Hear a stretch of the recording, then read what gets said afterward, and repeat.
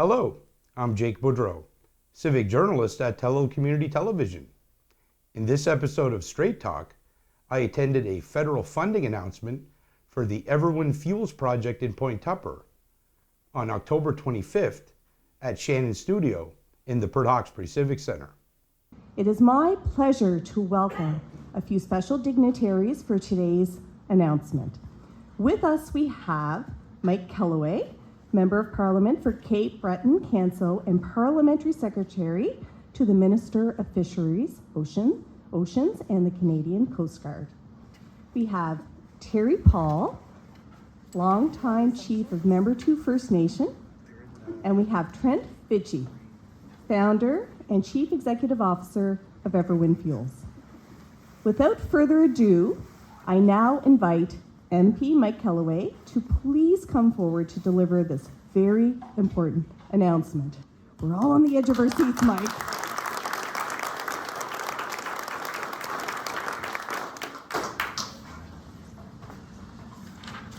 Well, hello everyone, bonjour à tous. Thank you, Brenda, for the kind introduction, and thank you on short notice for being our MC for today, by the way.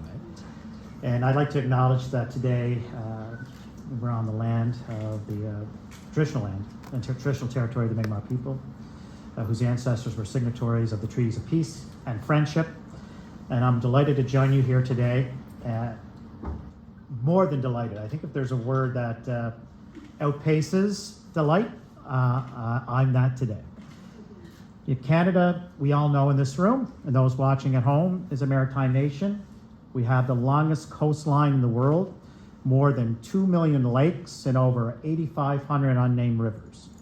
So could it be any more obvious that marine transportation is essential to our daily lives, or is the backbone of a thriving economy? But also, folks, the marine industry has environmental impacts on our oceans and indeed our waterways. And climate change, quite frankly, is increasing that activity and putting communities at risk.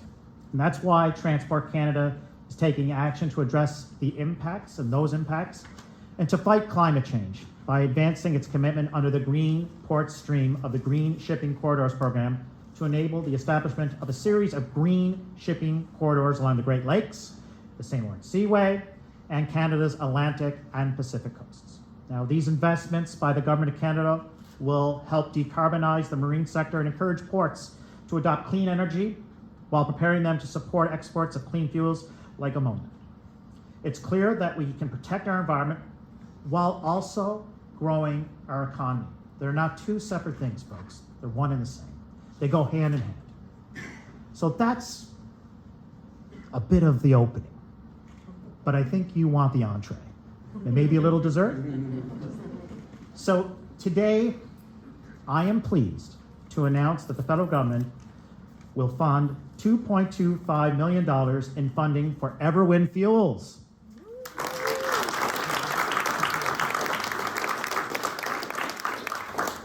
So if we're following along, that's a huge number. That's a huge investment.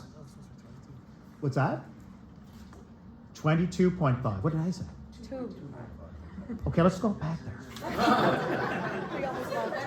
Whoa. So why do we do this? Are you ready? Retake scene 2. That's why today I'm especially pleased to announce up to $22.5 million.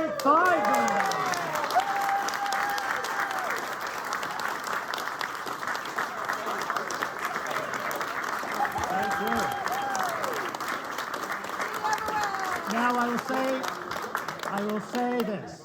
My dearly departed mom, who passed away in January, is rolling her eyes and saying, "For the love of God, Mike, you're dyslexic, but read it again." So that's a huge amount. 2.5 is great, but 22.5 is even better. So you're asking yourself, okay, so what will this funding do? How will it help EverWind Fuels? Well, it'll do three things. Purchase a loading arm to fuel and fill ships with green ammonia, build a pipeline to transport the green ammonia from the company's production facility to the transport terminal, and we're going to acquire 3 tugboats and upgrade the existing wharf that will enhance the safety of ships that are loading and distributing green ammonia. That's great. That's huge.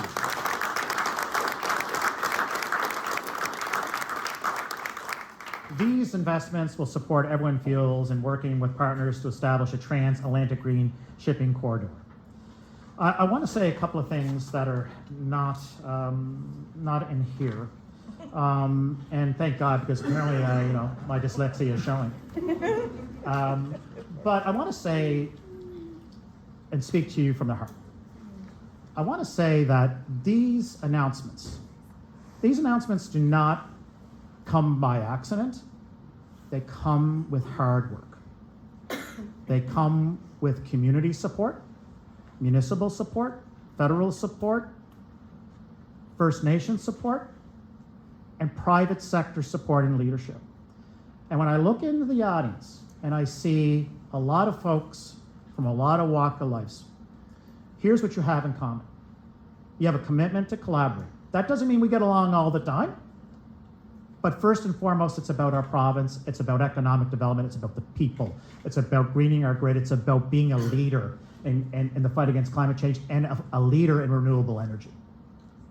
People say, and I hear it, in our own province, in the island of Cape Breton, that we can't compete on a national level.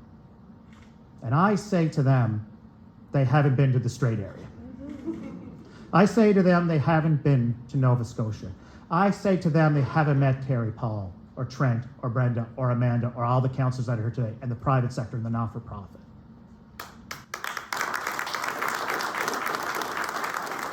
I'm exceptionally excited about this announcement. I'm exceptionally excited what this will do. We're creating an industry, Trent.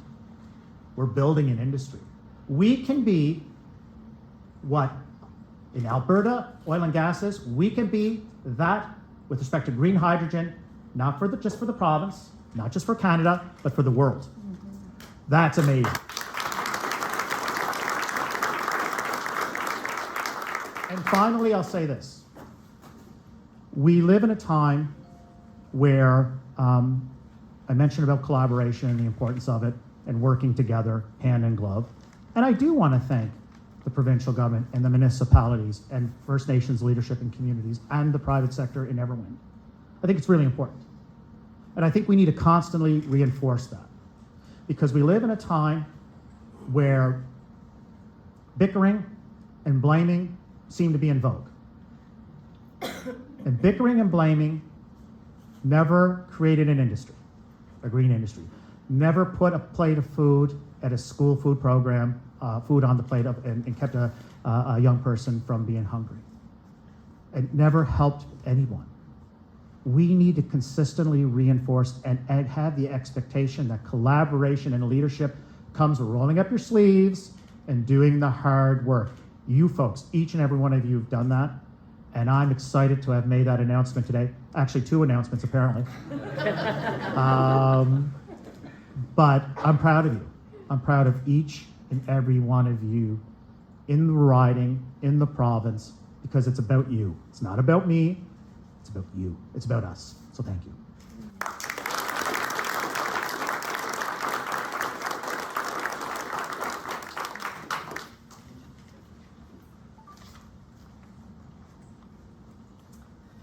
Thank you so much, MP Kelloway, for this fantastic announcement. I think that deserves definitely another round of applause.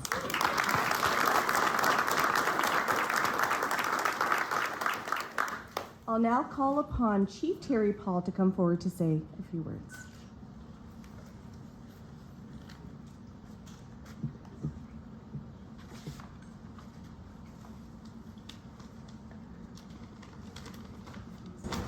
Thank you, Mike. Thank you, Mayor. I'm not dyslexic, but I'm left-handed. What do you expect? Well, that's it. I've been running all out of you and that. Lewis Nigishka. Well, that's it. He keep it up. I did Jackson meetings. I hold you. The school does it. Right, thank you for everyone. Thank you for inviting me here to speak about a very, very important project, and I'm glad that my colleagues are here to listen to what's being announced. It's certainly very heartwarming warming for me and my colleagues. So with that, I'd like to say that honorable guests, colleagues, and friends, it's an honor to be here with you today. And as I stand here, I do so with the gratitude from my entire community of Membertou. I am proud of the path we are walking towards a future of clean energy, sustainability, and shared prosperity. Today's announcement is not just a milestone for our project, but a testament to the power of collaboration and the shared vision of a greener tomorrow. As Mi'kmaq, we hold a deep respect for the land, the waters, and the balance between all living things. As an investor, with our incredible partners at EverWind in the green hydrogen project, I see this as more than a business opportunity. It's a reflection of our shared values. This initiative gives us a chance to create cleaner energy solutions, protect our environment, and build new opportunities for our communities and the future generations to come. With today's announcement, we can harness the energy potential of our lands in a way that honors our traditions and contributes to the broader fight against climate change. The integration of green ports with green hydrogen infrastructure strengthens our capacity to bring positive change both locally and globally. I would like to extend my gratitude to everyone who has believed in this project, from our government partners to our partners in industry and the community. I also like to congratulate and thank Trent and the team at EverWind. They have been working tirelessly with our communities to realize this project, and we're grateful to work alongside them every step of the way. I also like to recognize the town of Port Hawkesbury and Richmond County for their continued support of our work. Together, we are proven that Indigenous and non-Indigenous leadership can work hand in hand in creating a green economy, and it's essential that we do.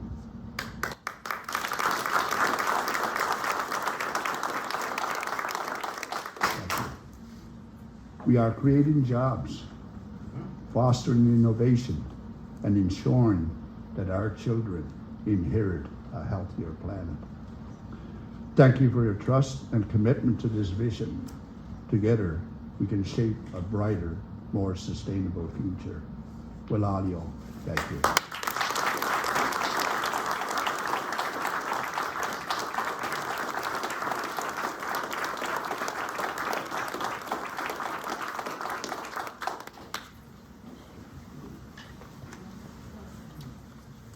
Thank you, Chief Paul, for those remarks.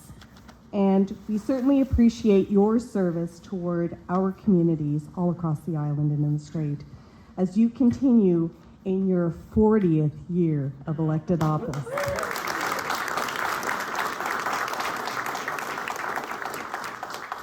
It's hard to keep up with you, Terry. It's now my pleasure to call upon Mr. Trent Vichie, founder and Chief Executive Officer of EverWind Fuels.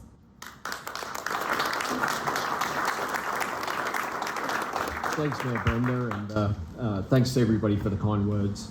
I just want to thank everybody for being here today, and want to thank everybody in the room for their support on this journey so far in supporting the investment. I would say that we felt real sort of like a push and like a real fundamental support from both the community, our First Nations partners. Mike Kelloway has been a tireless advocate for the project, so thank you, Mike. Also from the federal government, NRC, Department of Transport, and also from the provincial government. It's an area that I think it transcends any sort of side of a political aisle. This is all about creating green energy for our future. It's about creating real economy in the green fuel space in Nova Scotia and Atlantic Canada. And it's about bringing home people who are outside of Nova Scotia and who want to come back and work.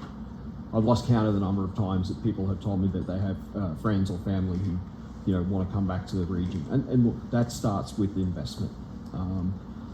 In terms of the Point Tupper terminal, a picture tells 1,000 words there with the slide there. It's a world-class facility. It's the deepest ice-free berth on the east coast of North America. And from having different people up at the site over quite a period of time, I can tell you now, there is not a single person that doesn't walk away absolutely blown away by it. Absolutely. And the team that we have there is a world-class team. They have an incredible safety culture, dedication to their work, and they've been, some of the team members have been there, 30 years, really committed to the facility. And so this investment is really about supporting the green transition. And as you can see, what we're trying to do is start that process. You can see the first phase of our project there. What it probably doesn't quite convey is the size of the economic impact. So this is something that will lead to, in the billions of economic benefits for Canada and the region, meaningful tax streams for municipalities and the government in Nova Scotia, and employment. In terms of the preparation work we've done, even to this date, we have generated a huge amount of local jobs in terms of supporting the planning, preparation, and getting us to this point. We've spent, as a private sector, we've spent a lot of money bringing it along here, and also just time and dedication. And we've just had an unbelievable dedication from the whole team. I even see Dave Hart. He's been at the facility for a long time. He's an amazing guy, marine manager. He just does day in, day out. He's just a bedrock of the community here and operating the facility. The region here has had a long maritime history. The facility stretching back to the 70s. So you've got a deep industrial maritime culture here in the Strait area. And what we're trying to do here really is leverage that to take us into a greener future. And it's from that history and legacy that we're able to do this. It is exponentially easier to do what we're looking at doing with a world-class facility. It's more economic, there's less risk involved with it, and just having a team that has a safety culture and operational excellence, it's just amazing. We've had really great partnerships with Nova Scotia Community College, been working with them, educators, scholarships in the local area. We don't advertise a lot of this, but we've put a lot of money into the local area as well. Even our partner at the airport, Celtic Air, we've made a substantial investment there, and it's you can actually go out there and you can see the difference that it's making in the area. So I really want to thank everybody for being here today. I think the hard work and dedication is a testament. It's very it's really rewarding to see all of you people in the room here today, because sometimes when you're sort of beavering away, you sort of it really brings it home. You're focusing on the day's problems, and I really thank everybody for the support. And the project, just wouldn't be the same without our First Nation partners. So Rose Paul, Chief Terry, Chief Wilbur at Breton-Canso, just all of our bands. Yeah. So. Yeah. Sorry, I know that. I'm just I'm giving a shout out to Chief Wilbur though. But yeah. In terms of the types of jobs that this brings, these are these are an upskilled level of job. These are higher paying technical jobs. Nova Scotia has a world-class university system here, and being able to sort of keep more of that, the talent that's coming from those institutions is really, really important. I also want to thank Gordon there as well. He's retired from Guysborough, but been a tireless advocate for the area as well. I cannot thank you enough. With that, I think we're thankful for everybody here today. collaboration and partnerships is absolutely the name of the game, and we look forward to driving this project forward. And thanks everybody for all the support.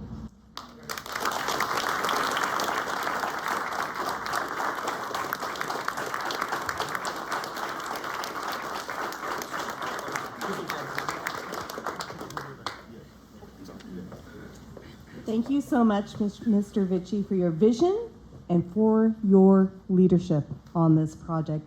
Let's put our hands together again.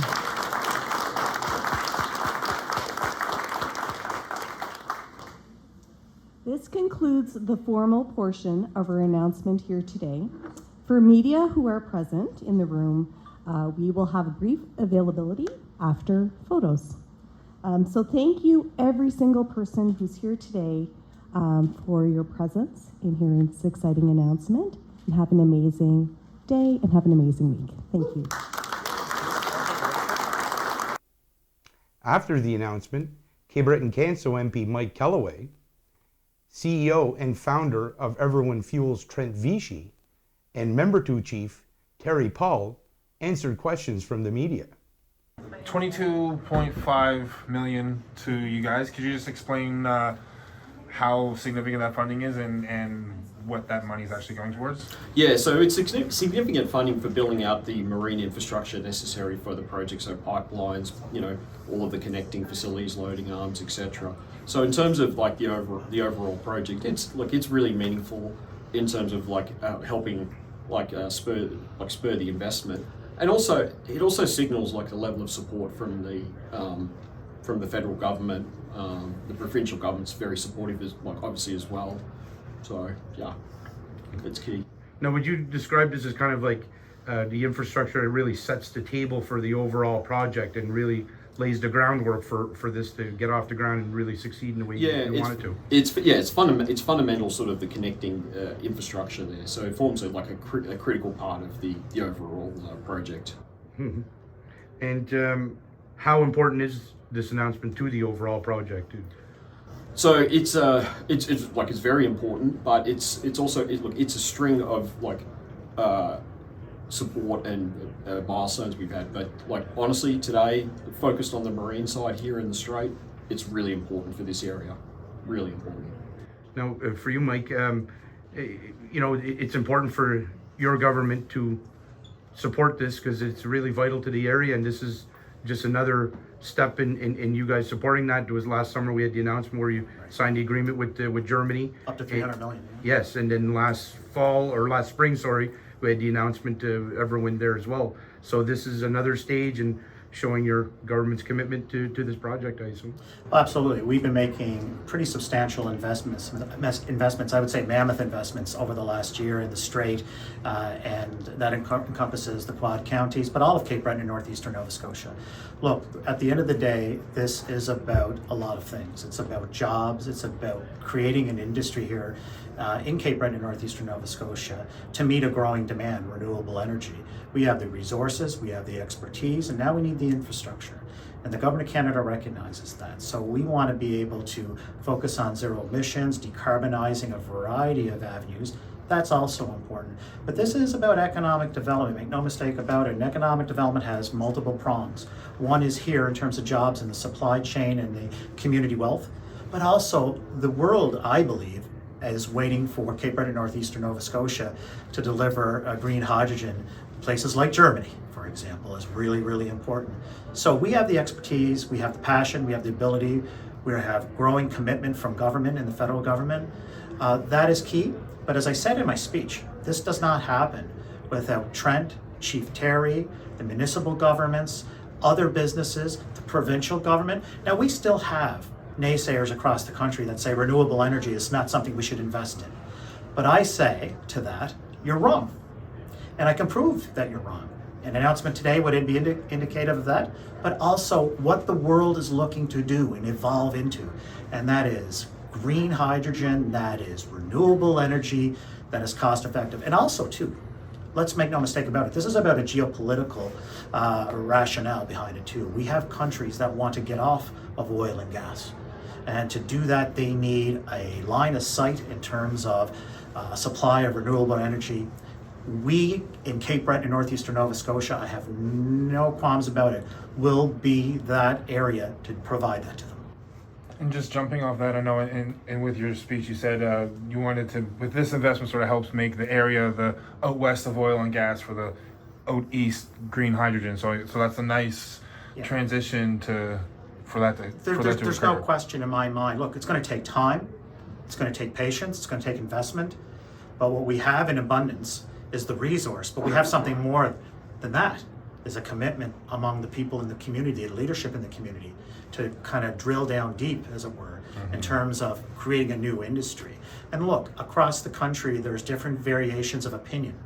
You know, I spent a good deal of time in committee, that's not my committee, on Bill C-49, and that was to change the regulations to include green hydrogen and a new regulatory framework. There were those that said, we don't want to do that. But you know what happened? The province, the municipality, First Nations leadership, all came together to say, we have the ability, we have the need, we have the private sector commitment, we have leadership such as Terry Paul and other chiefs. We can do this. And big things are happening in rural Canada, and this here is the cornerstone and the jewel of it, in my opinion. We've got time for one last question. Okay, if you don't mind. Thank you. During the debate in the Senate subcommittee about Bill C-49, and I'm addressing this to you, Chief Paul, one of the things that was raised was there was a lack of proper consultation with the Mi'kmaq community. I assume, do you agree with that assessment that was raised by some of the senators? That's not because of lack of trying. I've certainly been consulted on this, and we've done our due diligence on this, and we believe in this project. And with this funding, it brings the project at another level, and it's a level of reality where, you know, people, you know, I think because of this will start to believe that this is real, you know. And to me, we have no other choice, as I said, you know, that we need to get into an alternate source of energy, and this is the path that we need to go to. It's a wonderful show of support from the federal government in Canada's green hydrogen future. And Kelloway? Well, I would say that today's announcement is about growth opportunity, jobs, and Cape Breton and northeastern Nova Scotia being the leader in green hydrogen over time for the rest of the world. Oh, and then Chief Paul? Well, to me, it's you know, it's a very good boost in for us changing from oil and gas and coal to alternate energy where it protects the environment and repairs the environment, and it leaves something that's a lot better for our children that are to come. Will it have any direct impact on the Membertou First Nation community? On First Nation? Membertou First Nation community. Yes, of course, we're investors in this project, you know, major investors, along with two other communities, Bottonkeg and Woodledick. So we're very excited about it, very, you know, and want to be part of a new industry. I'm with MP Kelloway and Chief Terry Paul. I'm going to pass it along to MP Kelloway first. Hi, Bill. So much, Hannah. Appreciate that. Yeah, good to hear from you. Good to hear from you too, Mike. Thanks so much for doing this so quickly. It was a quick turnaround, and I'm not going to keep you very long. I don't have a whole lot of time in the production studio here either, so that probably works out good for you too. Mike, maybe if I can just start out today's announcement. Why is this important for your constituents? It's important to the constituents for Cape Breton, northeastern Nova Scotia, I would say Nova Scotia and indeed Canada. Number one, we are building a kind of the locus of opportunity when it comes to green hydrogen for not just Canada, for the world, and we're doing it here and Cape Breton and northeastern Nova Scotia. It's important because we have the resource, we have the expertise, we have the collaborations, we have the partnerships. This is a pretty transformational announcement to establish the infrastructure to enable us to get to that point. More investment will come, more investment is needed. But I will say this, it's a very exciting day for the island and the rest of Nova Scotia. And it comes with hard work, all of the partners, the First Nations leadership, number one, certainly the municipal leadership, Trent, Vichie, and EverWind making a substantial investment, and understanding that we have the ability to be what Alberta is to oil and gas, to be that in Cape Breton, northeastern Nova Scotia, with respect to renewable energy, in particular green hydrogen. And the investments today are going to enable us to get there in a substantial way. It's about jobs, it's about community wealth, but it's also about serving the needs of the world. And countries in Europe are demanding and wanting and needing renewable energy, and I'm putting my money on the collaborations and the partnerships that are formed here. I'm putting my money on people of Cape Breton and northeastern Nova Scotia and to get the job done, and I think we have a tremendous opportunity here, and I do think it's a generational opportunity for all of us here in Nova Scotia. Mike, a very ambitious goal to compare this region with Alberta. Can you just perhaps talk a little bit about that, and how can people be convinced of that? Well, I think today's one way to be convinced. The federal government is investing $22.5 million into infrastructure that will support this industry. We have the expertise, quite frankly, and the leaders of economic development in Nova Scotia and indeed Canada and our First Nations leadership that are behind us. All municipalities are supported from Colchester to the CBRM and all points in between. We also have something that's unique, and I'll tell you what it is. We have customers. We have the country of Germany that is waiting for the development of an industry that can be hardwired into their energy plans. So these are things that are happening, and I can appreciate the skepticism, but I can also say that there is real opportunity here. There's real momentum here. We are doubling down as a federal government. I've been echoing the messages throughout Ottawa that the opportunity for Cape Breton and northeastern Nova Scotia in relation to green hydrogen is real, tangible. People like Chief Terry Paul have been probably at every corner of government and within industry saying the same thing. So the commonality here is everyone is saying the same thing. Look, nothing is for certain in life, but I can tell you this. This is real, it's tangible. Investments are being made, not just by government, but also the private sector, and there's a reason for it. So we have more work to do. There is more elbows up and a lot of work in the corners that we need to do to ensure that we take this every step of the way. But for people who have been thinking about renewable energy, have been thinking about economic development opportunities, this particular project has so many opportunities for us to see ourselves in that. And finally, I'll say this. I've said that big things can happen in rural Canada. Big things are happening here in Cape Breton and northeastern Nova Scotia. This is in relation to that bill. There's more to come, but it doesn't come without the private sector, First Nations leadership, municipal leadership, provincial leadership, and other private sector groups and other countries that are waiting for us to step up. And boy, today we continue to show that we're stepping up on renewable energy. Mike, if you don't mind, just two more very quick questions. I think they're important ones. Sure. First, can you talk about the Indigenous community participation and lead in this project? Why is it important? And if you can explain what that partnership actually entails, please. Well, I'll tell you, I think we have somebody that can actually speak to it in Chief Terry Paul. He's right next to me. But I'll just very quickly say it and then pass it on to him. Number one, the federal government, this federal government has focused on nation-to-nation building. And we do that in a variety of ways. To me, there is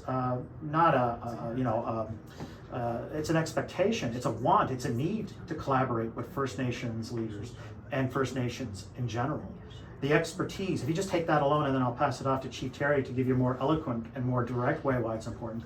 But I'll say this, there is a level of expertise with respect to economic development that is found in every First Nations community. And we are all one on this, but we also bring different experiences, different thoughts, see things through different lens. and First Nations leadership provides that, and they also invest. They invest in projects that are going to enable First Nations communities and all communities to benefit economically, jobs and community wealth. But I'll pass it off to Chief Terry Paul to speak to it in greater detail. Sure. Mike? Yeah. Just one more Oh, sorry. thing that I would really like to speak to Chief Paul. That's a sizable, that's a considerable amount of money, $22.5 million.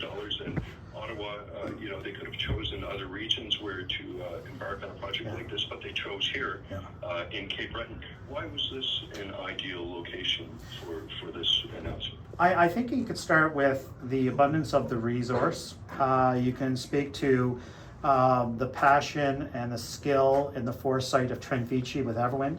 I think you can speak to the very thing that we just talked about, First Nations leadership. And also the fact that there's a passion and a desire for economic development opportunities to be seen to the fruition. Look, in Cape Breton and northeastern Nova Scotia, in fact, Nova Scotia in general, we know, I believe, we're experts on how to establish collaboration and partnerships to get jobs done. But in this case, we have that, but we also have the need globally for renewable energy, in particular green hydrogen, and we have the investment that is being made by the private sector and First Nations leadership and communities and governments. That is key towards a decision that, yes, we did compete with places across the country, but my job was to advocate for this one. My job was to leave nothing unsaid and no stone unturned to be able to advocate for the very people that made this a reality. Thanks so much for taking the call again quickly, Mike. Yep. I really appreciate that. If I can speak to Chief Paul for a moment. Yes, good morning. Hi, Chief Paul. How are you, sir? Good, very good. Good to talk to you. It's a very exciting day for you here with some of your federal counterparts there. What does today's announcement mean to you and the community of Membertou? Oh, it's amazing. It's certainly a very big boost. Like I was saying earlier, it brings the project to another level. And it certainly helps make it real, because it is real to me. With the skeptics, well, I thrive on them. I thrive on skeptics. It makes me work harder to prove to these armchair critics that there is a future here, and there is an alternate way of producing energy, and this is it. And we're very, very proud and very excited about being involved with this company, EverWind, and along with two other Mi'kmaq communities, Woodladek and Breton-Canso. And all of us, when we think about these things, and when we go into these type of industries, we think in terms of thinking about the 7 generations to come. So we feel that this project is a winner, and we're going to be in it all the way. Sure. Chief Paul, you had mentioned skeptics, armchair bandits, I guess you would. Who are these people, and are they speaking directly about this project? Listen, they're hidden everywhere. So I don't care to look for them, but I just responded to them in a positive way. But like where you say skepticism, are they skeptical about this particular project? Well, no, just skeptical about the idea of having green energy. Oh, I see. Okay, yes, yeah. I think Mr. Kelloway had said that too. This is just another, I guess, chapter for Membertou and progressive development for their community. And really, you were in Newfoundland recently too for an announcement. So you're getting a lot of miles on the odometer representing not only Membertou, but Cape Breton and Nova Scotia elsewhere. And today seems to be another example of that. Yeah, and well, I feel very privileged to be in that place. Yes, and what can you tell us about today's announcement? Why are you involved with this today, sir?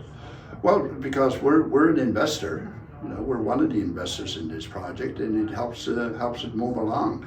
The project, when it's finished, all its phases, it's in the billions of dollars. So you know, whatever we can, assistance we can get, it certainly does help, and it goes a long way.